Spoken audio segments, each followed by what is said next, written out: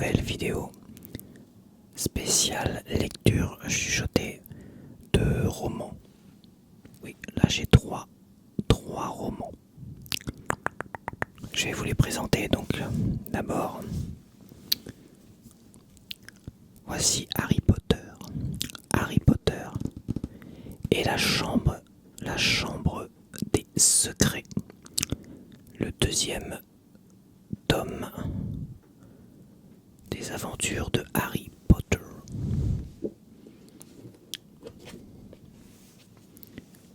Le deuxième roman, ou extrait plutôt de roman, que je vais vous lire, c'est Solal. Solal, le premier, on va dire, roman de la tétralogie. Solal et les Solal.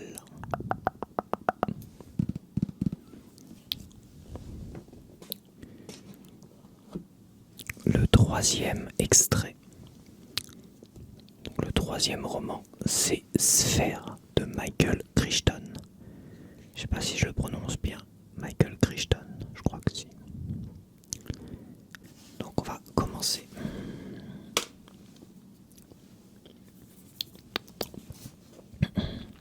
Chapitre 3. Le terrier. Ron, chuchota Harry, en se glissant près de la fenêtre.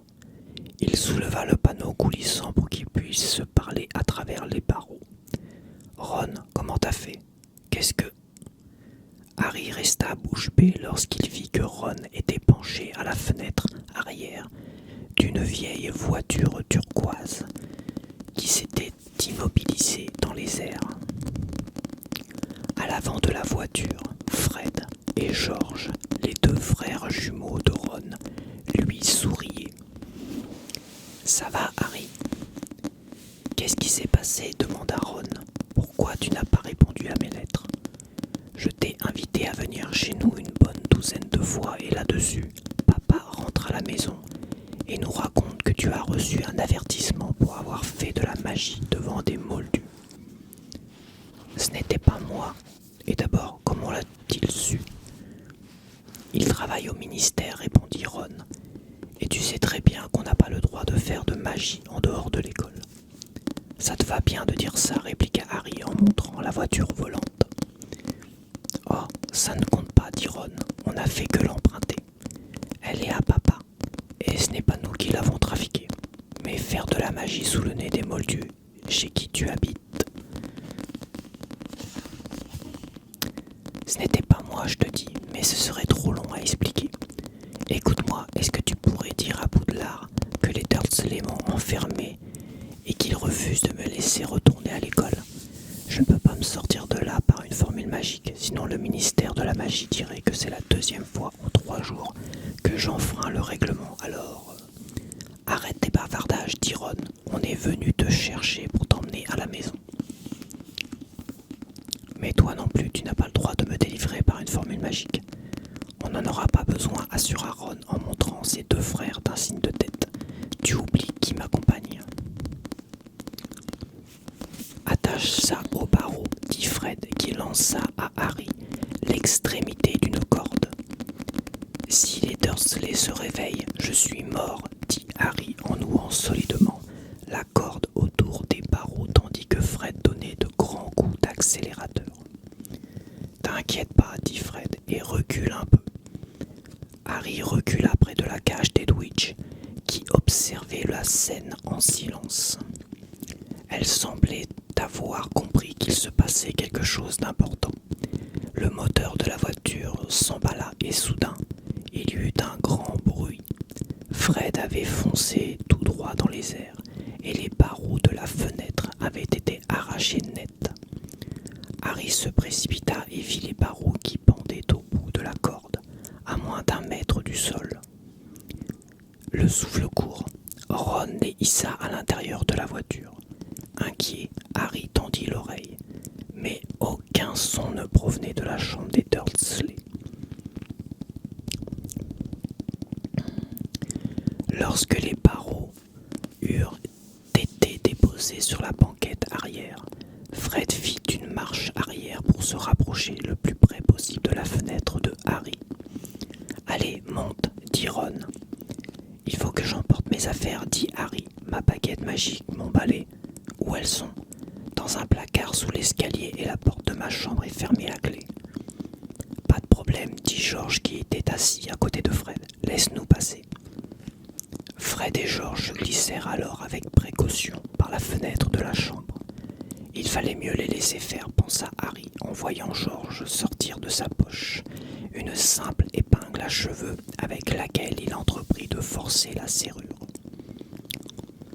Les sorciers pensent que c'est une perte de temps d'apprendre les astuces des moldus, dit Fred, mais ils ont des techniques qui valent la peine d'être connues, même si elles sont un peu lentes.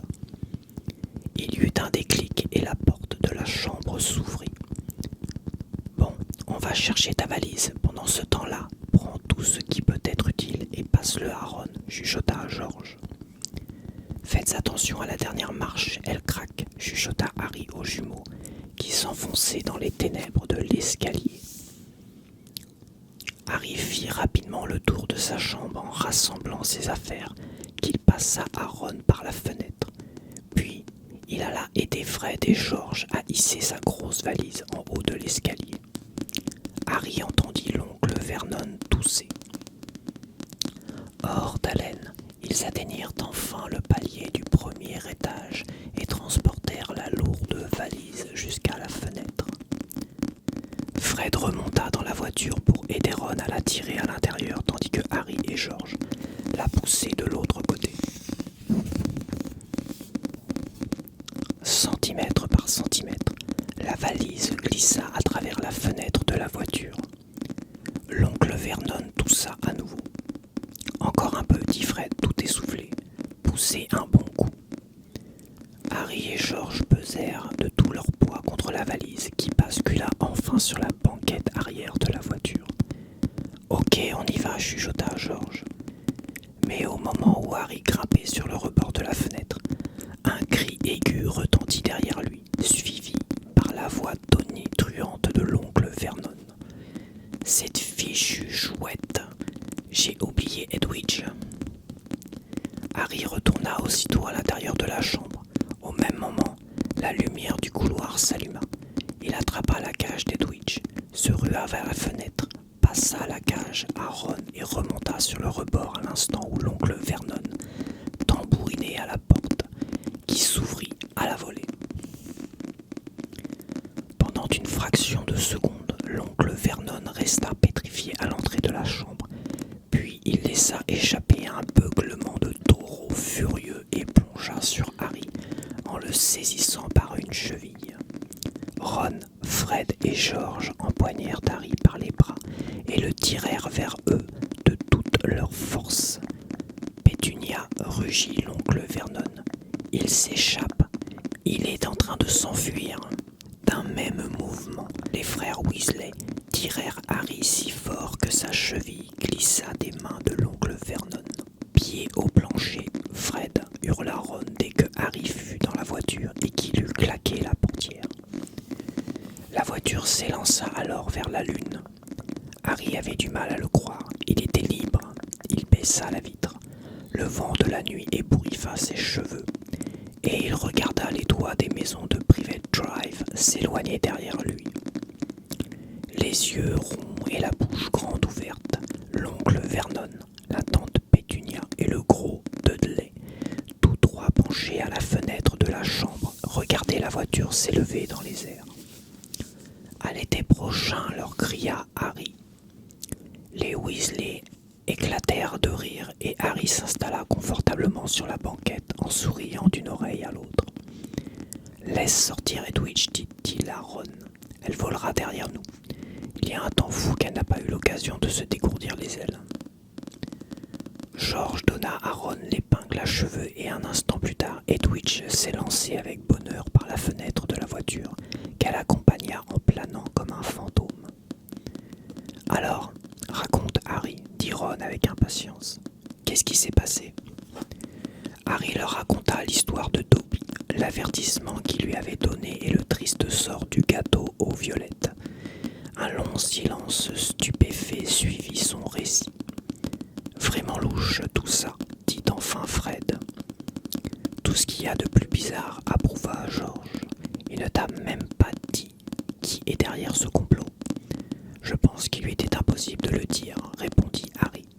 Chaque fois qu'il était sur le point de laisser échapper quelque chose, il se cognait la tête contre le mur. Il vit Fred et George échanger un regard. Vous croyez qu'il m'a raconté des histoires, dit-il. Les elfes de maison ont de grands pouvoirs magiques, répondit Fred, mais d'habitude, ils n'ont pas le droit de s'en servir sans l'autorisation de leur maître. J'imagine que Dobby a été envoyé par quelqu'un pour essayer de t'empêcher de revenir à Poudlard. Quelqu'un qui voulait te faire une mauvaise farce. Tu ne vois pas qui pourrait t'en vouloir à l'école? Oh si, répondirent Harry et Ron d'une même voix. Drago Malfoy, dit Harry, il me déteste. Drago Malfoy, dit George en se tournant vers lui. Ce ne serait pas le fils de Lucius Malfoy? Si, probablement. Ce n'est pas un nom très courant. Pourquoi? J'ai entendu papa parler de ce type-là, dit George. C'était un des plus proches partisans de tu sais qui. Et quand tu sais qui a disparu, ajouta Fred en se tordant le cou pour regarder Harry. Lucius Malfoy est revenu en disant qu'il n'avait jamais voulu tout ça. Tu parles. D'après papa, il faisait partie des intimes de tu sais qui.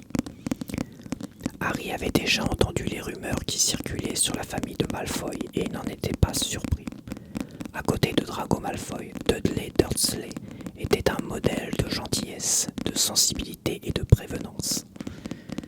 Je ne sais pas si les Malfoy ont un elfe de maison, dit Harry.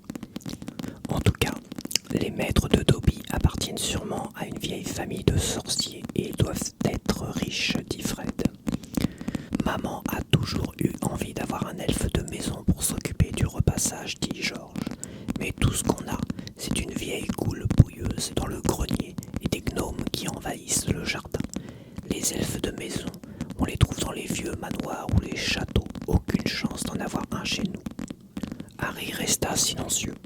Drago Malfoy avait toujours tout ce qu'il voulait. Sa famille devait rouler sur l'or. Il imaginait très bien Malfoy se pavanant dans un vaste manoir. Et il était parfaitement capable d'envoyer un domestique pour essayer d'empêcher Harry de retourner à Poudlard. Harry avait été idiot de prendre Dobby au sérieux. En tout cas, je suis content qu'on soit venu te chercher, dit Ron. Je commençais à m'inquiéter sérieusement en voyant que tu ne répondais pas à mes lettres. Au début, j'ai cru que c'était la faute d'Errol. Errol, c'est notre hibou. Il est très vieux. Ce n'aurait pas été la première fois qu'il se serait évanoui d'épuisement en allant porter le courrier. Alors, j'ai essayé d'emprunter Hermès. Qui ça? Le hibou que mes parents ont offert à Percy quand il a été nommé préfet à Poudlard, dit Fred. Mais Percy a refusé de me le prêter, dit Ron. Il a prétendu qu'il en avait besoin. Percy est très bizarre depuis le début des vacances, dit George en fronçant les sourcils. Il envoie beaucoup de courriers et il reste presque tout le temps enfermé dans sa chambre. Mais on ne peut quand même pas passer toutes ses journées à astiquer son insigne de préfet. Tu vas un peu trop loin vers l'ouest, Fred, ajouta George en montrant la boussole fixée au tableau de bord. Fred tourna légèrement le volant. Et votre père, il sait que vous avez pris la voiture, demanda Harry. Non, répondit Ron. Il devait rester travailler au ministère hier soir. Mais heureusement, on sera rentré à la maison avant que maman ait pu s'apercevoir qu'on a emprunté la voiture. Qu'est-ce qu'il fait au ministère de la magie, votre père? Il travaille dans le bureau le plus ennuyeux, dit Ron, le service des détournements de l'artisanat moldu. Le quoi? Ça concerne tous les objets fabriqués par les moldus et qui ont été ensorcelés. Il faut s'occuper de les neutraliser si jamais ils reviennent dans des magasins ou des maisons de moldus. Par exemple, l'année dernière, une vieille sorcière est morte et son service à thé a été vendu à un brocanteur. Une moldue l'a acheté, l'a emporté chez elle et a essayé de servir le thé à des amis. Ça s'est transformé en cauchemar. Papa a dû faire des heures supplémentaires pendant des semaines. Qu'est-ce qui s'est passé? La théière a piqué une crise et a commencé à verser du thé partout dans la maison. Un homme a fini à l'hôpital avec une pince à sucre coincée dans le nez. Papa a eu un travail fou ce jour-là. Ils ne sont que deux au bureau, lui et un vieux sorcier du nom de Perkins. Ils ont passé passé la soirée à jeter des sortilèges d'amnésie et des trucs comme ça pour que personne ne se souvienne de rien. Mais cette voiture, c'est ton père qui... Fred éclata de rire. Papa adore tout ce que fabriquent les moldus. Il a un garage plein de ces machins-là. Il les démonte, leur fait subir un tas de sortilèges et les remonte. S'il devait faire une perquisition dans sa propre maison, il serait obligé de se mettre lui-même en prison. Ça rend ma mère folle de rage. Voilà la grande route, dit Georges en regardant à travers le pare-brise. On sera arrivé dans 10 minutes. Il est temps, le jour commence à se lever. Une faible lueur rose se dessinait en effet à l'horizon. La voiture perdit de l'altitude et Harry aperçut une mosaïque de champs et de bosquets. On est tout près du village, dit Georges. Ça s'appelle Loutry-Sainte-Chaboule. La voiture volante se rapprocha du sol. Un soleil rouge et brillant commençait à luire à travers les arbres. Atterrissage, annonça Fred. Ils touchèrent le sol avec un léger soubresaut et s'immobilisèrent à proximité d'un garage délabré qui s'élevait au milieu d'une petite cour. Harry vit alors pour la première fois la maison de Ron. On aurait dit une vaste porcherie qui aurait été agrandie au fil du temps, haute de plusieurs étages. La maison paraissait si bancale qu'elle ne semblait tenir que par magie, ce qui était probablement le cas, songea Harry. 4 ou 5 cheminées se dressaient sur le toit rouge et un écriteau tordu, planté près de l'entrée, portait le nom de la maison, le terrier. Des bottes entassées en désordre et un vieux chaudron rouillé encadraient la porte. Quelques gros poulets bien gras picoraient dans la cour. « Ce n'est pas très luxueux, dit Ron. « C'est merveilleux, tu veux dire, s'exclama Harry d'un ton ravi en repensant à Private Drive. Ils sortirent de la voiture. Maintenant, on va monter là-haut sans faire de bruit, dit Fred, et on attendra que maman nous appelle pour le petit déjeuner. À ce moment-là, Ron, tu te précipites dans la cuisine en criant « Maman, regarde qui est arrivé cette nuit !» Elle sera ravie de voir Harry et personne ne saura jamais qu'on a emprunté la voiture. D'accord, dit Ron. Viens, Harry, ma chambre est... Ron s'interrompit. Ses yeux se fixèrent sur la maison et son visage prit soudain une teinte verdâtre. Les 3 autres firent aussitôt volte-face.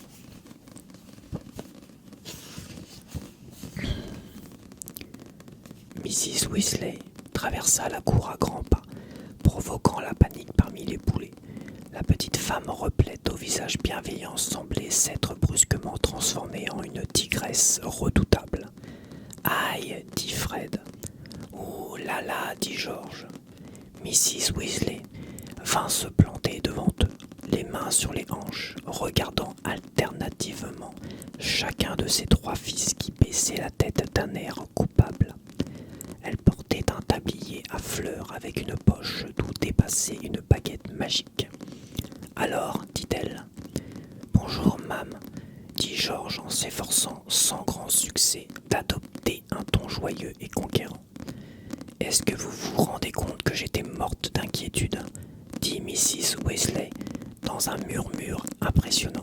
« Désolée, maman, mais tu sais, il fallait que... » Chacun des 3 fils de Mrs. Weasley était plus grand qu'elle, mais ils semblèrent se ratatiner sur place lorsque sa rage explosa.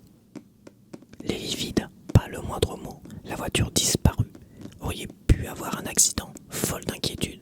Vous vous en fichez, jamais vu ça. Attendez que votre père soit rentré. Jamais Bill, Charles ou Percy ne nous ont causé autant de soucis. Le préfet Percy, marmonna Fred. Toi, tu ferais bien de t'inspirer de Percy un peu plus souvent, s'écria Mrs. Weasley, en enfonçant l'index dans la poitrine de Fred. Vous auriez pu vous tuer, vous auriez pu vous faire repérer par les moldus, vous auriez pu faire perdre son travail à votre père. Elle sembla hurler ainsi pendant des heures. Enfin, lorsqu'elle se fut cassé la voix, elle se tourna vers Harry qui eut un mouvement de recul. « Je suis vraiment très contente de te voir, Harry, dit-elle. Viens donc manger quelque chose, tu dois avoir faim. » Elle tourna sur ses talons et rentra dans la maison. Harry lança un regard inquiet à Ron qui lui fit un signe de tête pour l'encourager à la suivre. La cuisine était petite et encombrée. Une table et des chaises en bois brut occupaient le centre de la pièce. Harry s'assit sur le bord d'une chaise en regardant autour de lui. C'était la première fois qu'il pénétrait dans une maison de sorcier. La pendule accrochée au mur en face de lui n'avait qu'une seule aiguille et aucun chiffre. Tout autour du cadran, on pouvait lire diverses inscriptions. Heure du thé, heure de nourrir les poulets, ou tu es en retard. 3 rangées de livres s'alignaient sur le manteau de la cheminée. Harry lut quelques-uns des titres. Comment ensorceler son fromage, la pâtisserie magique, festin minute en un coup de baguette. Une vieille radio posée à côté de l'évier annonça l'émission Salut les sorciers avec la célèbre chanteuse Célestina Moldubec. Dans un cliquetis de vaisselle, Mrs. Weasley s'occupait à présent de préparer le petit déjeuner avec de grands gestes désordonnés, jetant des saucisses dans la poêle et des regards furieux à ses 3 fils. De temps en temps, elle marmonnait quelque chose. Je me demande ce que vous avez dans la tête, ou jamais je n'aurais pensé une chose pareille. Toi, tu n'y es pour rien, mon pauvre chéri, dit-elle à Harry en remplissant son assiette d'un gros tas de saucisses. Arthur et moi, nous nous faisions du souci à ton sujet. Hier soir encore, nous nous sommes dit que nous irions te chercher nous-mêmes si vendredi tu n'avais pas répondu à Ron. Mais quand même, elle rajouta 3 œufs au plat sur le tas de saucisses. Traverser la moitié du pays dans une voiture volante totalement interdite, n'importe qui aurait pu vous voir.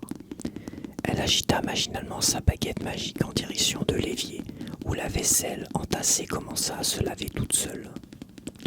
Il y avait des nuages, maman, dit Fred. Toi, tu ne parles pas la bouche pleine, répliqua sèchement Mrs. Weasley. Mais, maman, il ne lui donnait rien à manger, dit George. Toi aussi, tu te tais. Mrs. Weasley paraissait un peu calmée lorsqu'elle coupa du pain, qu'elle se mit à beurrer pour le donner à Harry. Au même moment, une petite silhouette aux cheveux roux, vêtue d'une chemise de nuit, apparut dans la cuisine, poussa un cri et ressortit en courant. « C'est Ginny, dit Ron à voix basse en se tournant vers Harry. Ma sœur, elle a passé l'été à nous parler de toi. » Elle veut ton autographe, Harry, dit Fred avec un sourire. Il croisa alors le regard de sa mère et baissa la tête sans ajouter un mot. Le silence régna jusqu'à ce que les 4 assiettes avaient été vidées, ce qui ne mit guère de temps. « Oh là là, je suis fatigué, dit Fred dans un bâillement en posant enfin son couteau et sa fourchette. Je crois que je vais aller me coucher et... »« Certainement pas, dit sèchement Mrs. Weasley. C'est entièrement de ta faute si tu as passé la nuit sans dormir. Tu vas immédiatement aller dégnomer le jardin. Ces horribles créatures ont encore tout envahi. »« Oh, maman, et vous deux, vous allez l'aider, reprit-elle en jetant un regard furibond à Ron et à George. Toi, tu peux aller te coucher, mon chéri, ajouta-t-elle à l'adresse de Harry. Ce n'est pas toi qui leur a demandé de prendre cette maudite voiture. Mais Harry n'avait pas du tout sommeil. Je préférerais aider Ron, dit-il précipitamment. Je n'ai jamais vu dégnomer un jardin. C'est très gentil à toi, mon chéri, mais c'est un travail très ennuyeux. Voyons un peu ce que Lockhart dit à ce sujet. Elle prit un gros volume sur la cheminée. George poussa un grognement. Mam, on sait très bien dégnomer un jardin. Harry jeta un coup d'œil à la couverture du livre. Écrit en lettres d'or, il lut Gilderoy Lockhart, le guide des créatures domestiques nuisibles. Au-dessous, une grande photo montrait un sorcier au visage séduisant avec des cheveux blonds ondulés et des yeux bleus clairs. Comme toujours dans le monde des sorciers, la photo était animée. Gilderoy Lockhart ne cessait de lancer des clins d'œil coquins autour de lui. Le visage de Mrs. Weasley rayonnait. « Il est tellement merveilleux, dit-elle. Il sait tout sur les nuisibles. C'est un livre remarquable. »« Mam, un faible pour lui, dit Fred dans un murmure parfaitement audible pour tout le monde. Allons, Fred, ne sois pas ridicule, protesta Mrs. Weasley, les joues rosissantes. Si vous pensez que vous en savez plus que Lockhart, allez-y, débrouillez-vous. Mais gare à vous si je trouve le moindre gnome dans le jardin quand j'irai faire mon inspection. Bâillant et ronchonnant, les frères Weasley sortirent d'un pas traînant, suivis par Harry. Le jardin était grand et correspondait exactement à l'idée que Harry se faisait d'un jardin. Les Dursley ne l'auraient pas aimé du tout. Il était envahi de mauvaises herbes et la pelouse avait grand besoin d'être tondue. Mais Harry était émerveillé par les arbres noueux plantés le long des murs et les massifs débordants de plantes et de fleurs qu'il n'avait encore jamais vus, sans compter la grande mare verte remplie de grenouilles. Les moldus aussi ont des gnomes dans leur jardin, dit Harry à Ron. Oui, j'en ai vu, dit Ron, penché sur un massif de pivoine. Mais ce ne sont pas de vrais gnomes, on dirait des petits Pères Noël grassouillés avec des brouettes et des cannes à pêche. Il y eut soudain une grande agitation dans les pivoines qui se mirent à remuer en tous sens, et Ron se redressa en tenant une créature à la main. Ça, c'est un vrai gnome, dit-il d'un air sombre. Fiche-moi la paix, couina le gnome. Il n'avait en effet rien à voir avec un Père Noël. Il était petit avec une peau comme du cuir et une grosse tête chauve couverte de verrues qui ressemblait à s'y méprendre à une pomme de terre. Ron le tenait à bout de bras tandis que la créature essayait de lui donner des coups de ses petits pieds noueux. Ron l'attrapa par les chevilles et le retourna la tête en bas. C'est comme ça qu'il faut s'y prendre, dit-il. Il leva le gnome au-dessus de sa tête. « Fiche-moi la paix !» et le fit tourner comme un lasso. En voyant l'expression choquée de Harry, Ron expliqua. « Ça ne leur fait pas mal, simplement il faut leur donner le tournis pour qu'ils ne retrouvent plus le chemin de leur trou à gnome. » Il lâcha les chevilles de la créature. Celle-ci fit alors un vol plané de plusieurs mètres et atterrit avec un bruit sourd dans le champ qui s'étendait de l'autre côté de la haie. « Ridicule, dit Fred. Je te parie que j'arrive à lancer le mien plus loin que la souche d'arbre, là-bas. » Harry apprit très vite à ne pas trop éprouver de pitié pour les gnomes. Il décida de laisser simplement tomber de l'autre côté de la haie le premier qu'il attrapa. Mais le gnome, sentant une faiblesse de sa part, lui planta dans le doigt ses dents tranchantes comme un rasoir, et Harry dut secouer frénétiquement sa main pour essayer de lui faire lâcher prise jusqu'à ce que... « Bravo, Harry, tu l'as lancé au moins à 15 mètres. » Bientôt, les gnomes se mirent à voler en tous sens. « Ils ne sont pas très malins, dit George, qui en avait attrapé 5 ou 6 d'un coup. Dès qu'ils s'aperçoivent que le dégnommage a commencé, ils sortent de leur trou pour regarder ce qui se passe. Depuis le temps, on pensait qu'ils auraient appris à se cacher. » La foule des gnomes qui avaient atterri dans le champ s'éloignait en désordre, le dos rond, la démarche incertaine. Ils reviendront, dit Ron en les regardant disparaître dans la haie, à l'autre bout du champ. Ils adorent venir ici. Papa est trop gentil avec eux, il les trouve drôles. Au même instant, la porte de la maison claqua. Il est revenu, dit George. Papa est rentré. Ils traversèrent le jardin en courant et retournèrent à l'intérieur de la maison. Mr. Weasley était affalé sur une chaise de la cuisine. Il avait enlevé ses lunettes et fermé les yeux. Il était mince et presque chauve, mais les quelques cheveux qui lui restaient étaient aussi roux que ceux de ses enfants. Mr. Weasley était vêtu d'une longue robe verte de sorcier, couverte de poussière et usée par les longs voyages. « Quelle nuit !» marmonna-t-il en attrapant la théière à tâtons. Tout le monde s'assit autour de la table. « 9 interventions !» s'exclama Mr. Weasley. « 9 ! Un certain Monticus Fletcher a essayé de me jeter un sort pendant que j'avais le dos tourné. » Il avala une longue gorgée de thé et poussa un profond soupir. « Tu as trouvé quelque chose, papa ?» demanda Fred avec intérêt. « Oh, quelques clés rétrécissantes et une bouilloire mordeuse, » répondit Mr. Weasley en bâillant. Il y a eu pas mal de sales histoires qui ne se relevaient pas de mon département.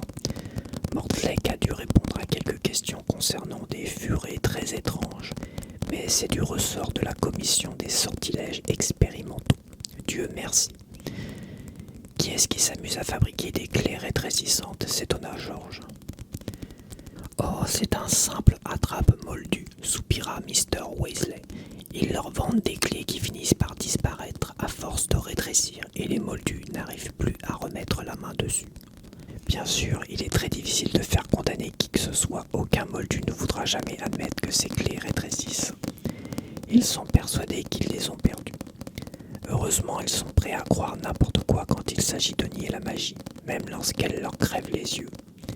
Mais c'est fou le nombre d'objets que les sorciers s'amusent à transformer. Les voitures, par exemple.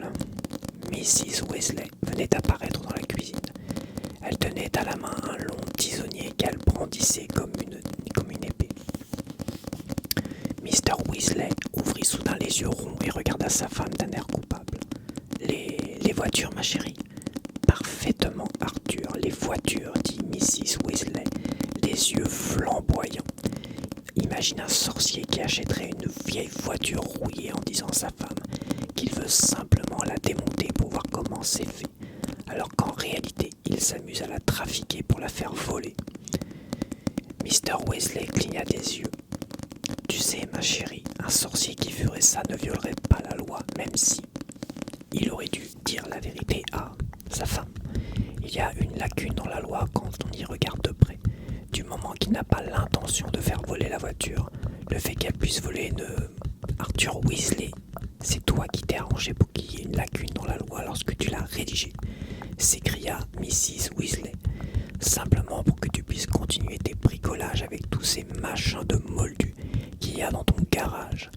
Et pour ton information personnelle, je te signale que Harry est arrivé ce matin dans la voiture que tu n'avais pas l'intention de faire voler. Harry, dit Mr. Weasley sans comprendre. Harry qui ? Il regarda autour de lui et sursauta en voyant enfin Harry. Dieu du ciel, c'est Harry Potter. Ravi de faire ta connaissance. Ron nous a tellement parlé de toi. Tes fils sont allés chercher Harry chez lui dans cette voiture volante, s'exclama Mrs. Weasley. Alors qu'est-ce que tu dis de ça ? Vraiment, vous l'avez fait voler, dit Mr. Weasley très intéressé. Et elle a bien marché. Je veux dire, balbutia-t-il en voyant les yeux de sa femme lancer des éclairs. C'est très mal, les enfants. Vraiment très mal. Viens, il vaut mieux les laisser, chuchota Ron à l'oreille de Harry, tandis que Mrs. Weasley enflait comme un crabe au buffle. Je vais te montrer ma chambre. Ils se glissèrent hors de la cuisine et suivirent un couloir étroit jusqu'à un escalier aux marches bancales qui montait en zigzag dans les étages. Au deuxième, une porte était entr'ouverte. Harry eut le temps d'apercevoir des yeux bruns brillants qui le regardaient, puis la porte se referma en claquant. « Ginny, dit Ron, c'est vraiment bizarre qu'elle soit si timide d'habitude, on n'arrive pas à la faire taire. » Ils montèrent encore 2 volets de marche avant d'arriver devant une porte à la peinture écaillée, sur laquelle était écrit « Chambre de Ronald ». Harry entra dans la pièce, sa tête touchait presque le plafond incliné qui épousait la forme du toit. Ébloui, il cligna des yeux. Il avait l'impression d'avoir pénétré dans une fournaise. Presque tout dans la chambre de Ron avait une couleur orange vif, le couvre-lit, les murs et même le plafond. Harry remarqua alors que Ron avait presque entièrement recouvert le papier miteux des murs avec des affiches représentant 7 mages et sorcières, toujours les mêmes, tous vêtus de robes oranges et tenant à la main des balais qu'ils brandissaient avec énergie. « C'est ton équipe de Quidditch préférée ?» demanda Harry. « Les canons de Chudley, dit Ron en montrant le couvre-lit orange brodé de 2 grands C et d'un boulet de canon. Ils sont 9e au championnat. » Les livres de magie de Ron étaient entassés en désordre à côté d'une pile de BD qui semblaient toutes avoir pour héros Martin Miggs, le moldu fou. La baguette magique de Ron était posée sur un aquarium rempli de têtards, installé sur le rebord de la fenêtre, à côté de Groutard, son gros rat gris qui somnolait dans un rayon de soleil. Harry enjamba un jeu de cartes autobattantes étalé sur le sol et regarda à travers la minuscule fenêtre. Dans le champ, tout en bas, il aperçut une bande de gnomes qui se glissaient un par un à travers la haie du jardin des Weasley. Il se tourna ensuite vers Ron, qui le regardait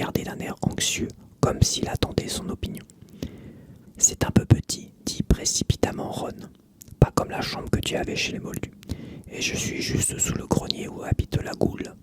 Elle n'arrête pas de taper sur les tuyaux et de grogner. Mais Harry eut un large sourire. C'est la plus belle maison que j'ai jamais vue, dit-il. Les oreilles de Ron prirent alors une couleur rose vif.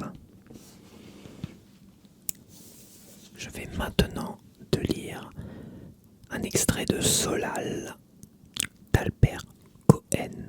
Solal d'Albert Cohen.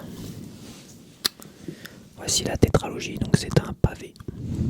Tu peux assommer quelqu'un avec. Et je vais commencer de ce pas dès que je trouve la papage. Alors j'ai pas changé de chemise comme ça, hein, évidemment. J'ai tourné ça un autre jour par rapport à Harry Potter. Car Harry Potter a duré 40 minutes et celui-là, je ne sais pas encore. C'est parti. C'est parti les amis. Les paupières de l'Éternel ont battu 3 fois et 3 ans ont passé. Le cheval blanc gravit la montée des jasmins. Le cavalier de 16 ans affile son nez qui fait un promontoire solide dans la face mate et allongée. Il sait maintenant pour quelle raison son père lui a demandé d'aller moins souvent la voir. Le consul est venu parler il y a quelques jours au vieux et a exprimé le désir de voir le jeune homme espacer ses visites. Imbécile, c'est 3 ans auparavant que le Valdon aurait dû agir. Espacer. Quel mal ont-ils fait? Évidemment, au début, il y a eu un amour d'enfant qui a vite disparu. Il la respecte. Elle est sa protectrice, son amie. Elle dit qu'il est son grand-fils, qu'elle se sent si âgée auprès de lui. Âgée, non. Elle a 26 ans et elle est si belle. Mais évidemment, il ne l'aime pas. Il se sent bien auprès d'elle et il ne désire rien d'autre. Espacer.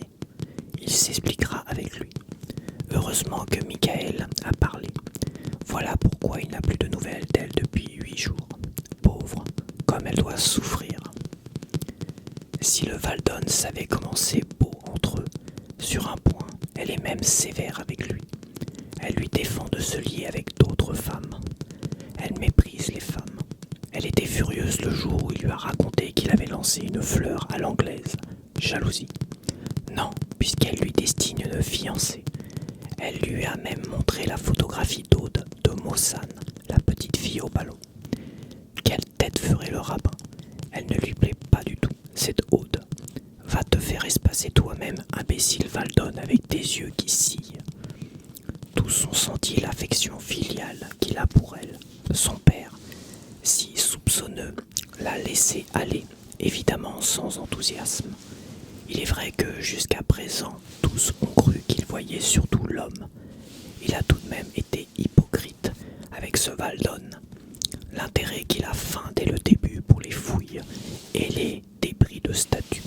Non, pas si hypocrite. Lorsqu'il a envie de bâiller devant le consul, il bâille. Il n'avance pas, ce consul.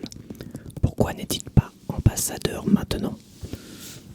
Que de bienfaits lui sont venus d'Adrienne. C'est grâce à ces leçons qu'il a pu passer la première partie du baccalauréat au collège français d'Athènes. La seule chose qu'il ait tenue cachée, c'est le baiser sur la joue lorsqu'il arrive et que le mari n'est pas là. Et quoi? Est-ce défendu d'embrasser sa mère? Tant de bienfaits, si discrètement, elle lui a appris les bonnes manières, l'a guidé dans ses achats de livres. Elle choisit les étoffes, la coupe, et c'est elle qui a envoyé les 20 feuilles à cette revue de Paris. Quand elle a lu cette description de femme nue, elle l'a scrutée, les yeux à moitié fermés, comme un professeur. Bien sûr, il n'a pas vu de femme nue, il a inventé. Et ces gens de Paris qui ont dit qu'il est plein de talent, qu'ils aillent se faire espacer aussi. Il a écrit ces choses pour s'en débarrasser. Gouttes involontaires de sang fastueux. Ce qu'il aime le mieux, c'est quand elle lui arrange ses cheveux. Elle dit qu'il a 10 000 serpents noirs sur sa tête et tout petit. Elle l'appelle Prince Soleil ou Solal, ensoleillé, ou le cavalier du matin. Comme elle s'est moquée quand il est arrivé, l'année passée, à cheval, avec le beau costume qu'il la fureur du rabbin le jour où sa mère a parlé du nouveau costume et du cheval. Il a regardé attentivement la blouse de lin blanc, la cordelière d'or tressée qui la serre et les bottes molles. Il n'a rien dit. Il a même payé le cheval acheté à crédit pour l'entremise du petit-oncle. Il faut tout de même que le rabbin l'aime terriblement pour qu'il le laisse monter sur une bête. Voilà le consulat. C'est bientôt le sourire de l'ami. La femme de chambre répondit que, pour fêter le 4e anniversaire de leur mariage, monsieur et madame étaient partis pour l'Italie et qu'ils faisaient un séjour à Florence. Solal mordit sa lèvre et ses beaux yeux louchèrent un peu, comme dans ces moments de colère ou de gêne. Ils étaient partis tous les deux. Il se rendit compte soudain qu'ils étaient mari et femme qui vivaient seuls la nuit et dans le même lit sans doute. Alors le Valdon posait sa bouche molle sur la joue et sur les lèvres de cette femme. C'était une nouvelle terrifiante. Et pendant 3 ans, il s'était douté de rien. Il était évidemment un simple d'esprit. Trahison. Elle était sa mère, disait-elle. Mais le Valdon n'était pas son père à lui. Donc elle était adultère. Adultère. Elle avait trahi. Elle ne l'avait même pas averti qu'elle partait. Maintenant, dans l'horrible beauté de Florence, ils s'embrassaient sans cesse et elle se laissait faire. Tendait la bouche. Mais quelle sale femme! Alors elle lui mentait lorsqu'elle lui disait qu'il était ce qu'elle chérissait le plus. Tout le monde le trompait. Il voyait l'odieuse créature qui se promenait, appuyée au bras de son stupide mari, dans d'admirables musées. Et le soir, nue, car elle était nue comme les autres femmes avec 1000 mamelles. Elle imitait le langage et les gestes de Solal, et l'autre se moquait et riait. Et pendant 3 ans, il n'avait rien compris. Elle l'avait escroqué. C'était bien simple, elle prenait de petits plaisirs sans danger avec lui, des plaisirs impurs. Quelle goule! Et à Florence, l'hôtelier venait certainement se plaindre du vacarme de leur baiser, et tous les voyageurs dégoûtés partaient. Quelle sale femme! Un paysan vint lui dire que son cheval, sans doute mal attaché à la grille, errait dans la forêt. Qu'avait-il besoin de cheval maintenant qu'elle n'était plus là? Il en fit don à l'homme. Il mena, pendant 2 semaines, une vie d'hébétude, dormant le jour et marchant la nuit. Le rabbin, dont les connaissances médicales étaient célèbres dans toutes les communautés juives de Grèce, le vit venir un jour dans la bibliothèque, l'examina en silence, l'ausculta longuement.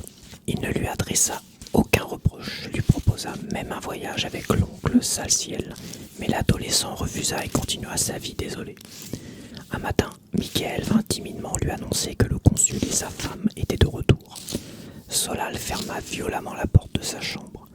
Que lui importaient ces deux? Il n'avait qu'à s'embrasser et à le laisser en paix. Cependant, il sortit, et au bout d'1 heure, il se trouva devant le jardin du consulat. L'odieuse créature était dans le jardin y coupé des roses.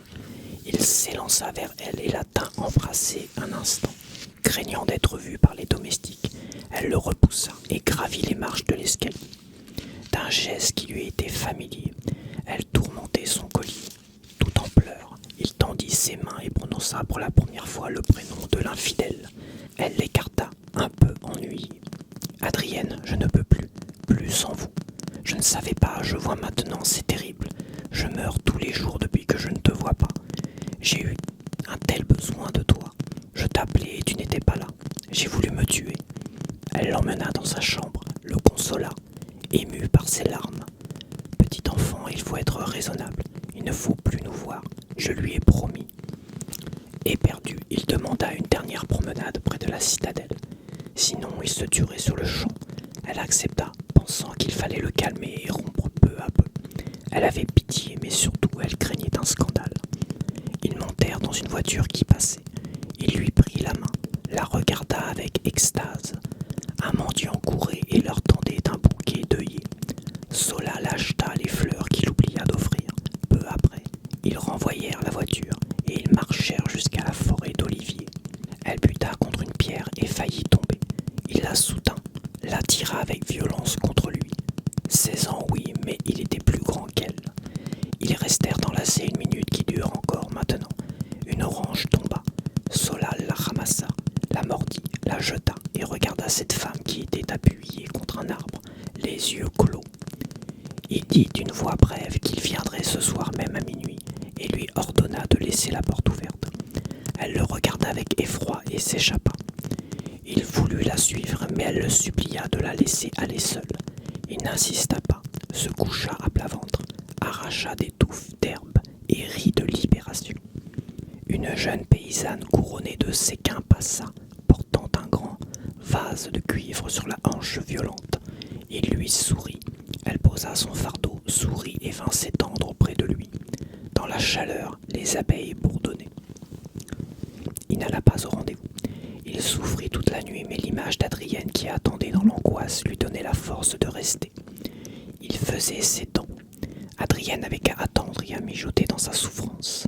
Il irait quand il lui plairait et il ne l'en trouverait que mieux cuite. La vie était extrêmement belle. 3 jours après, il reçut une lettre. Madame de Valdonne lui disait que son silence l'inquiétait. Elle craignait qu'il ne fût malade et lui demandait de bien vouloir lui écrire quelques mots ou de venir un jour lui rendre visite avec ses cousins qu'elle aimerait tant connaître. Ses cousins, pourquoi pas l'oncle Salciel et la guitare de Salomon? Il irait seul. Il était Solal. Il existait et elle s'apercevait de son existence maintenant. Admirable. Il était vivant et les morts étaient bêtes au cimetière. À bas les morts, honte aux morts. Gamaliel avait remarqué les rêveries et les regards vifs de son fils.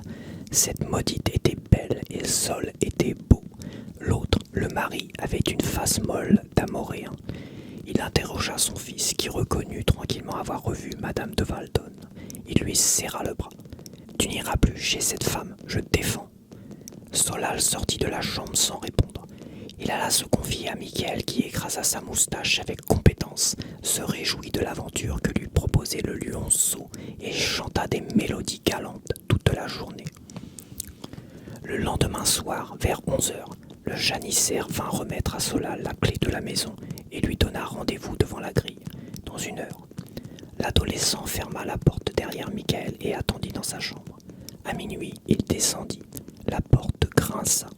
Mais soudain une main se posa sur son épaule. Il se retourna, reconnut son père, dit humblement qu'il allait expliquer la raison grave pour laquelle il avait voulu sortir. Gamaliel relâcha son étreinte.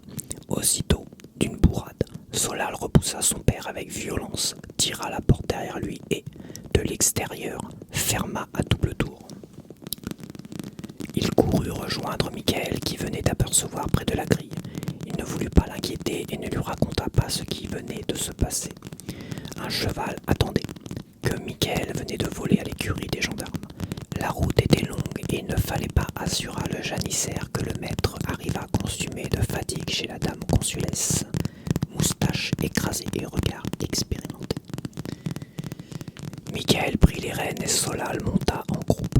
Les étoiles de printemps grelottaient.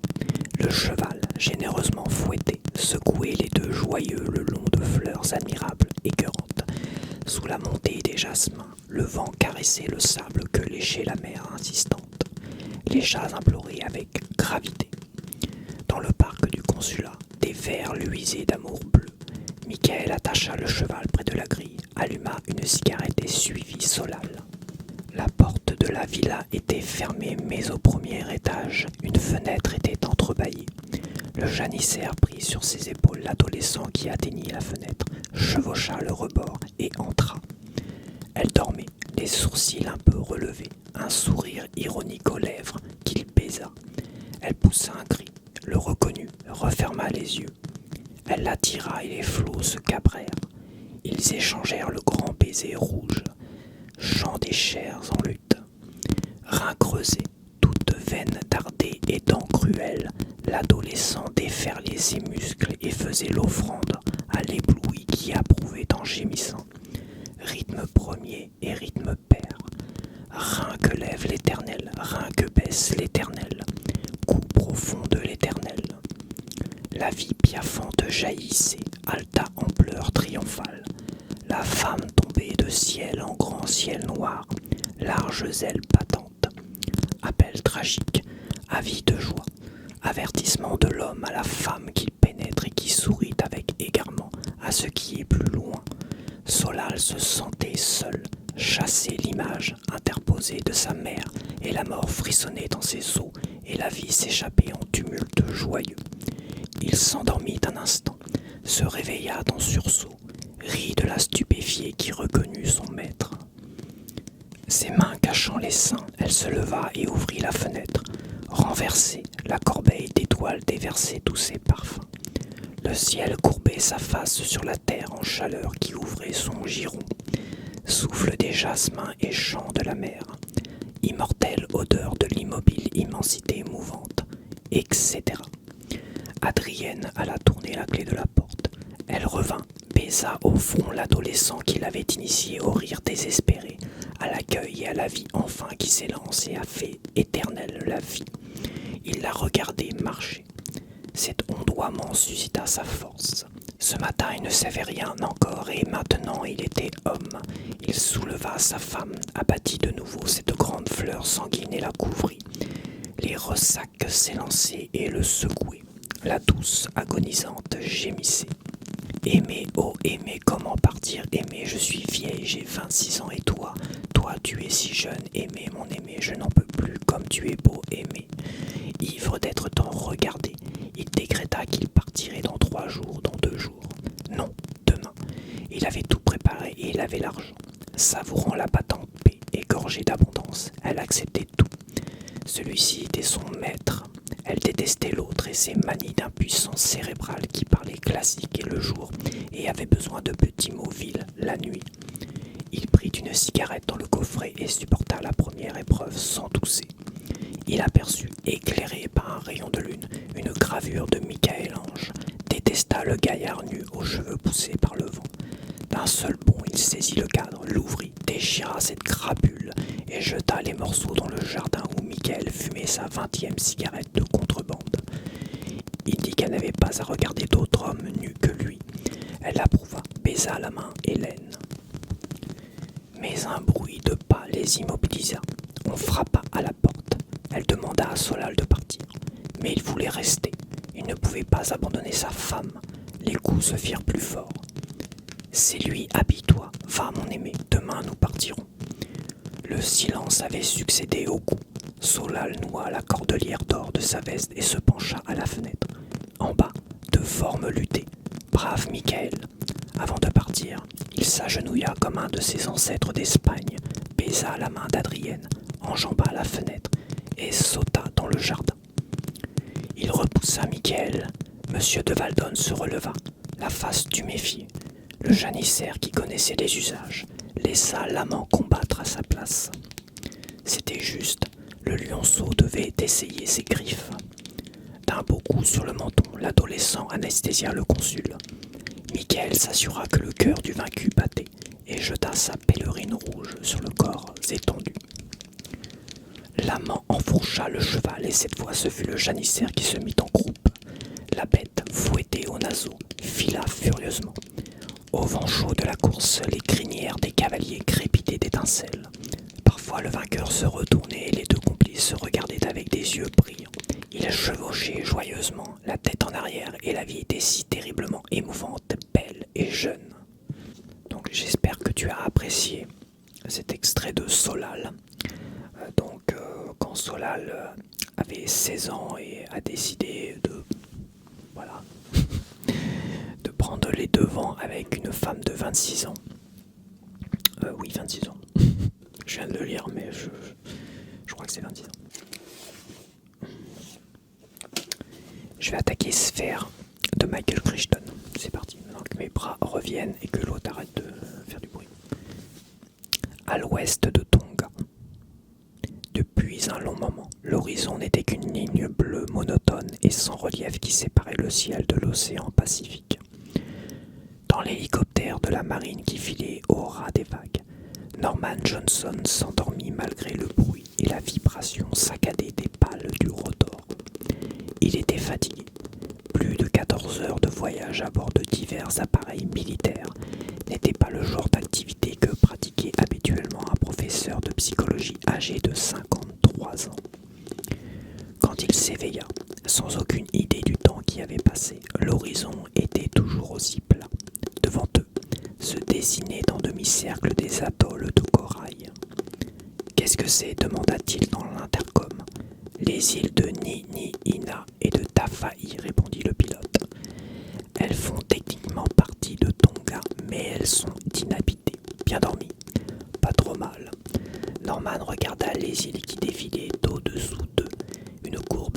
sable blanc, quelques palmiers, puis plus rien. De nouveau l'uniformité de l'océan. D'où vous ont-ils amené demanda le pilote. De San Diego, je suis parti hier. Alors vous êtes venu ici par Honolulu, Guam et Pago, c'est ça? Ça fait une trotte. Dans quelle branche travaillez-vous, sœur? Je suis psychologue, répondit Norman. Un réducteur de tête, hein, fit le pilote avec un sourire. Pourquoi pas? Ils ont fait venir à peu près tout le reste. Que voulez-vous dire? Voilà 2 jours que nous transportons des gens depuis Guam. Des physiciens, des biologistes, des mathématiciens, de tout. Et on emmène tout ce monde en hélicoptère au milieu de nulle part dans l'océan Pacifique. Que se passe-t-il exactement? Le pilote lui jeta un regard indéchiffrable derrière les verres teintés des lunettes de vol. On ne nous dit rien, sœur. Et vous? Que vous ont-ils dit? Ils m'ont dit qu'il y avait eu un accident d'avion. Hein? On vous appelle sur les lieux des accidents? Ça m'arrive, oui. Depuis 10 ans, Norman Johnson faisait partie des équipes d'experts que la Federal Aviation Administration appelait d'urgence sur les lieux des catastrophes aériennes civiles. Sa première mission avait été l'accident de la United Airlines à San Diego en 1976, puis il avait été appelé à Chicago et à Dallas. Le scénario était toujours le même, un appel téléphonique urgent, les valises faites à la hâte et une absence d'une semaine ou plus. Cette fois, sa femme Hélène avait été contrariée parce que l'on avait appelé le 1er juillet, ce qui signifiait qu'il allait manquer leur barbecue du 4 juillet sur la plage. Et puis Tim rentrait de sa 2e année d'études à Chicago avant d'aller travailler pendant l'été dans les Cascades.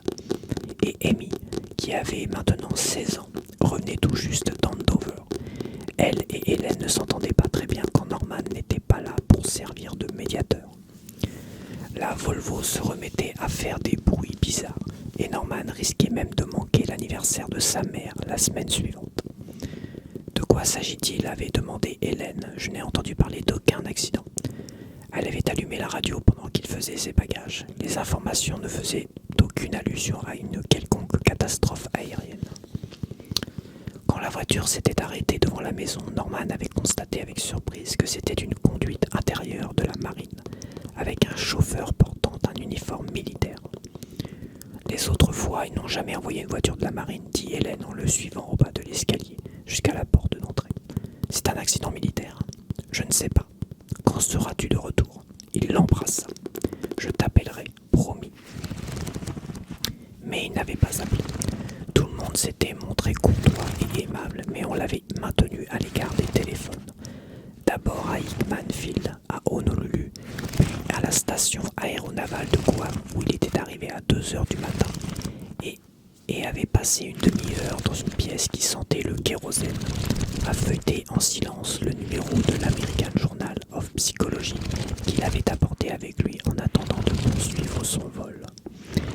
Il était arrivé à Pago à l'aube. On l'avait embarqué en hâte dans le gros hélicoptère Sick Knight, qui avait immédiatement décollé de la piste glacée et avait mis le cap sur l'ouest, survolant des palmiers et des toits de tôle ondulés avant de s'élancer au-dessus du Pacifique. Il y avait 2 heures qu'il était à bord et il avait dormi une partie du temps. Hélène, Tim, Amy, l'anniversaire de sa mère, tout cela semblait maintenant bien loin. Où sommes-nous exactement? Entre Samoa et Fidji, dans le Pacifique Sud, répondit le pilote. Pouvez-vous me le montrer sur la carte? Je ne suis pas censé le faire, sœur. De toute façon, ça ne vous dirait pas grand-chose. Pour l'instant, vous êtes à 300 km de nulle part, sœur. Norman contemplait l'horizon plat, toujours d'un bleu uniforme. Je n'ai pas de mal à le croire, songea-t-il en bâillant. Vous ne vous ennuyez pas d'avoir ça sous les yeux? À dire vrai, non, sœur. Je suis bien content de voir l'horizon aussi uni. Au moins nous avons bon temps. Mais ça ne tiendra pas. Un cyclone est en train de se former dans l'archipel de l'Amirauté. Il devrait arriver par ici dans quelques jours. Et que se passe-t-il quand il arrive?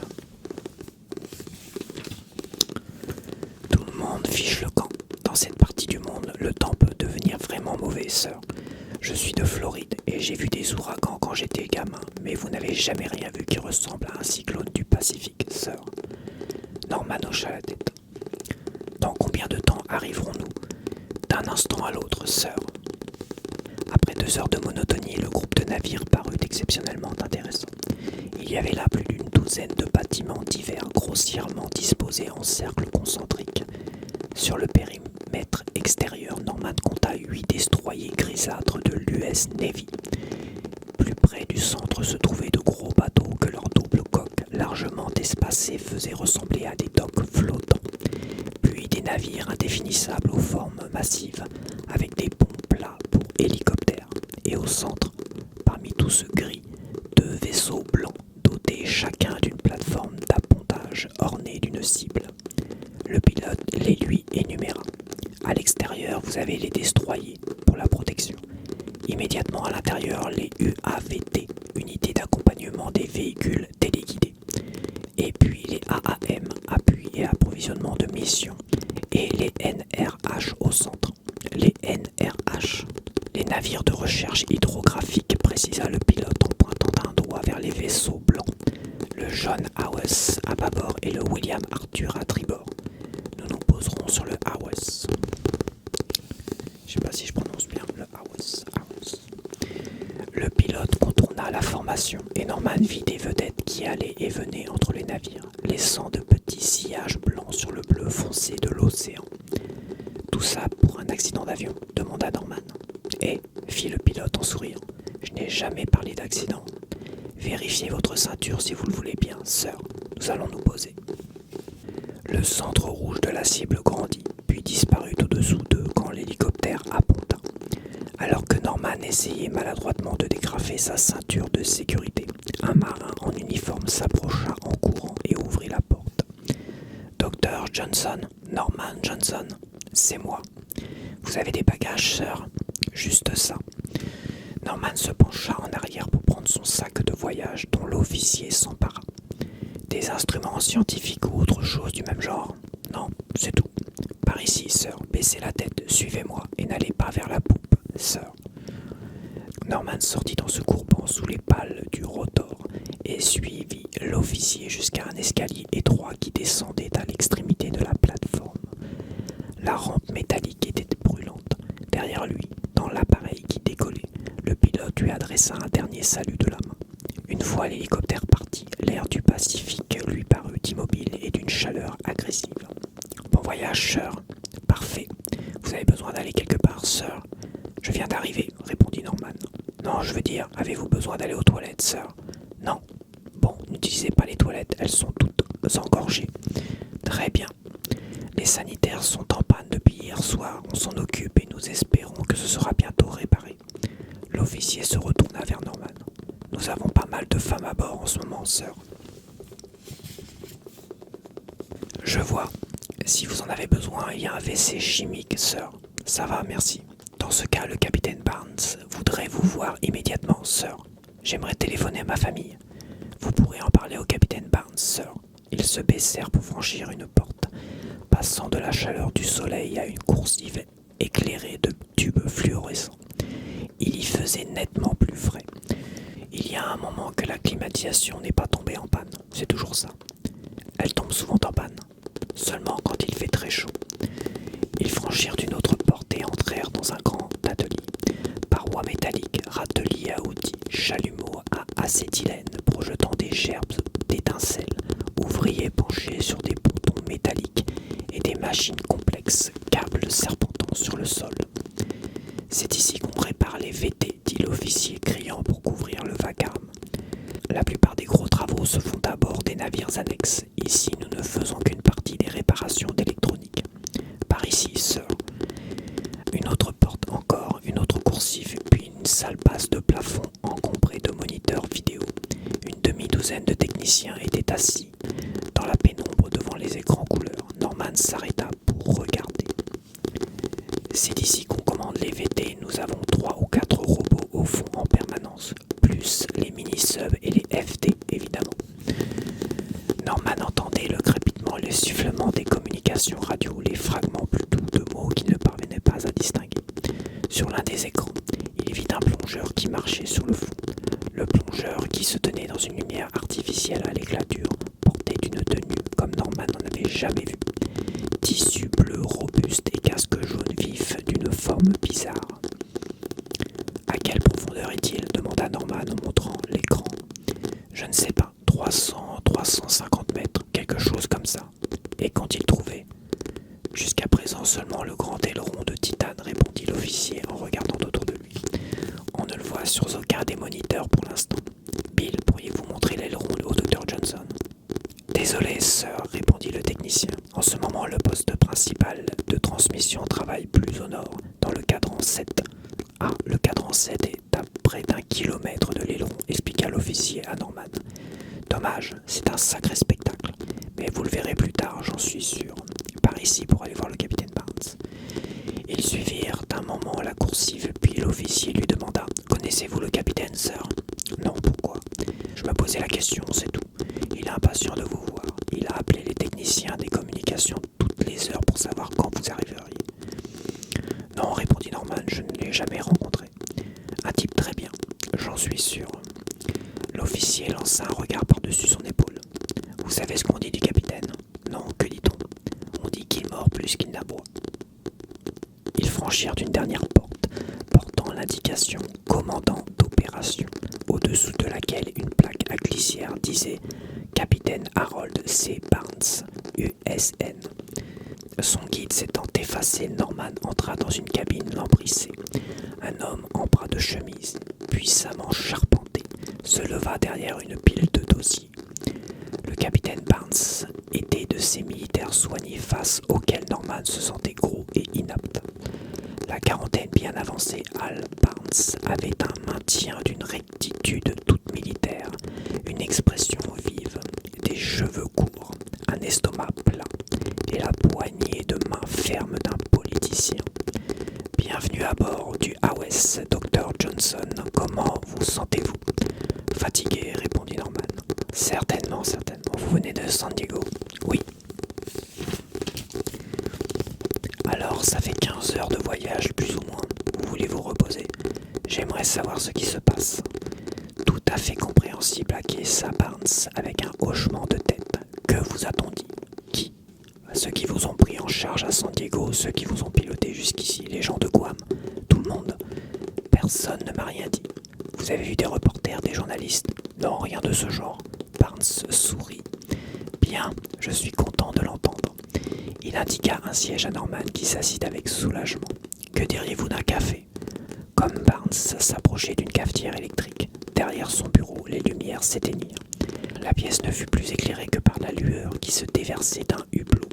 Nom de Dieu, ça recommence. Emerson, Emerson. Un enseigne entra par une porte latérale. Sir, on s'en occupe, capitaine. Qu'est-ce que c'est cette fois? Ça a sauté dans la soute 2 des VT, sir.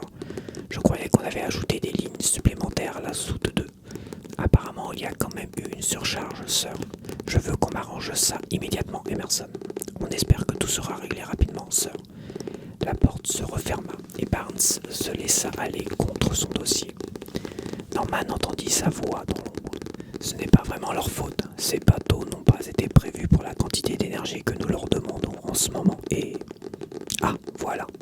L'éclairage revint. Barnes sourit. Vous m'avez dit que vous vouliez du café, Dr Johnson? Noir pour moi, merci, répondit Norman.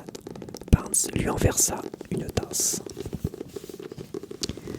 Quoi qu'il en soit, je suis soulagé que vous n'ayez parlé à personne. Dans mon travail, Dr Johnson, la sécurité est un souci primordial. Surtout dans un cas comme celui-ci. S'il venait à s'ébruiter, nous aurions toutes sortes de problèmes. Et il s'y trouve mêlé tant de monde maintenant. Bon sang, le commandement du Pacifique ne voulait même pas me donner de destroyer, jusqu'au moment où j'ai commencé à parler de sous-marins de reconnaissance soviétique. Aussitôt, j'en ai eu 4, et puis 8. Des sous-marins de reconnaissance russes, fit Norman. C'est ce que je leur ai dit à Honolulu, expliqua Barnes en grimaçant un sourire. Ça fait partie du jeu quand on veut avoir ce qui est indispensable à une opération comme celle-ci. Dans la marine moderne, il faut savoir comment se procurer les équipements. Mais les Russes ne viendront pas par ici, évidemment. Ils ne viendront pas, répéta Norman, s'efforçant de saisir le fil d'une conversation dont les prémices implicites lui avaient apparemment échappé. C'est peu probable. Oh, ils savent que nous sommes ici. Ils nous auront repérés avec leurs satellites depuis au moins 2 jours, mais nous en envoyons un flot régulier de messages décodables à propos de nos exercices de recherche et de sauvetage dans le Pacifique Sud. Pour eux, un exercice de RIS n'est pas prioritaire, même s'ils pensent sans aucun doute qu'un avion s'est véritablement abattu et que nous le récupérons pour de bon. Ils nous soupçonnent peut-être même d'essayer de récupérer des ogives nucléaires, comme nous l'avons fait au large de l'Espagne en 1968. Mais ils nous laisseront tranquilles, parce qu'ils ne veulent pas être politiquement impliqués dans nos problèmes nucléaires. Ils savent que nous avons des ennuis avec la Nouvelle-Zélande en ce moment. C'est de ça qu'il s'agit, demanda Norman d'ogives nucléaires. Non, Dieu merci. Dès que ça touche le nucléaire, quelqu'un de la Maison-Blanche sent toujours le devoir moral de l'annoncer. Mais nous avons maintenu ceci à l'écart du personnel de la Maison-Blanche. En fait, nous feintons l'état-major interarmes en ce qui concerne cette opération. Tous les comptes rendus vont directement du ministre de la Défense au président, personnellement. Barnes tambourina de la jointure de ses doigts sur le bureau. Jusqu'à présent, tout va bien, et vous êtes le dernier que nous attendions. Maintenant que vous êtes ici, nous allons fermer soigneusement toutes les voies de communication. Rien ne doit entrer ni sortir. Norman ne parvenait toujours pas à se faire une idée précise de la situation. S'il n'y a pas d'ogive nucléaire dans cet accident, dit-il, pourquoi tout ce mystère? Eh bien, nous ne connaissons pas encore tous les faits. L'accident s'est produit dans l'océan. Oui, plus ou moins exactement au-dessous de l'endroit où nous nous trouvons actuellement. Alors il ne peut pas y avoir de survivants. Des survivants? Fit Barnes d'un air surpris. Non, ça m'étonnerait. Alors pourquoi m'a-t-on fait venir ici? Barnes parut déconcerté. Voyez-vous, expliqua Norman, on m'appelle habituellement sur les lieux des accidents où il y a des survivants. C'est la raison pour laquelle on inclut un psychologue dans l'équipe pour traiter les traumas aigus des passagers survivants ou parfois des parents de ces passagers. Leurs sentiments, leurs peurs, leurs cauchemars récurrents. Les gens qui survivent à une catastrophe éprouvent souvent toutes sortes de sentiments de culpabilité, d'angoisse à propos des raisons pour lesquelles eux ont survécu et d'autres pas. Une femme assise avec son mari et ses enfants, par exemple. D'un seul coup, ils sont tous morts et elle seule est vivante. Ce genre de choses. Norman se radossa. Mais dans le cas présent, un avion qui s'est abattu par plusieurs centaines de mètres de profondeur, il n'existe aucun de ces problèmes. Alors pourquoi suis-je ici? Barnes le dévisageait fixement, l'air gêné. Il déplaçait des dossiers sur son bureau. En fait, il ne s'agit pas d'un accident d'avion, Dr. Johnson. De quoi s'agit-il? D'un vaisseau spatial. Il y eut un court silence, puis Norman hocha la tête. Je vois. Ça ne vous surprend pas? Non, en fait, ça explique beaucoup de choses. Si un vaisseau spatial militaire s'est abattu dans l'océan, ça explique pourquoi je n'en ai pas entendu parler à la radio. Pourquoi les faits ont été tenus secrets, pourquoi on m'a amené ici de cette façon. Quand s'est-il abattu? Barnes hésita une fraction de seconde avant de répondre. Autant que nous pouvons en juger, ce vaisseau spatial s'est abattu là il y a 300 ans. À la prochaine, à bientôt.